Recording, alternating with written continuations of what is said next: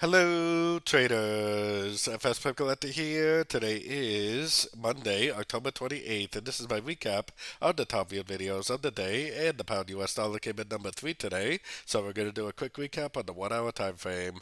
If you didn't see my full down analysis on the pound dollar from this morning, make sure you check out the video linked at the end of this video over here. But first, don't forget to check out my website, fxpipcollector.com, if you'd like to get access to my swing trade signals, my daily members only live streams on Zoom, and my 34 video trading course are included for only $30 per month.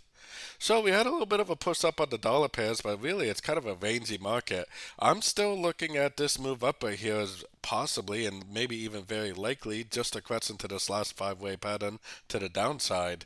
The trend is definitely still down until we get a break of this key structure level right here, the roadmap structure level.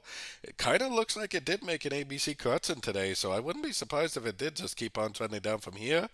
But I'm trying to be a little bit cautious on the dollar pairs because we are a little over a week away from the U.S. election, and we could get a very, very choppy market until the election results come out a week from Wednesday.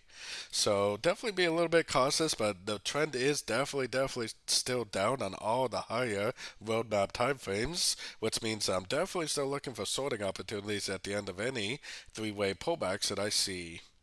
So don't forget to join my free Discord channel, which is linked over here in the corner. And as always, thank you and happy trading.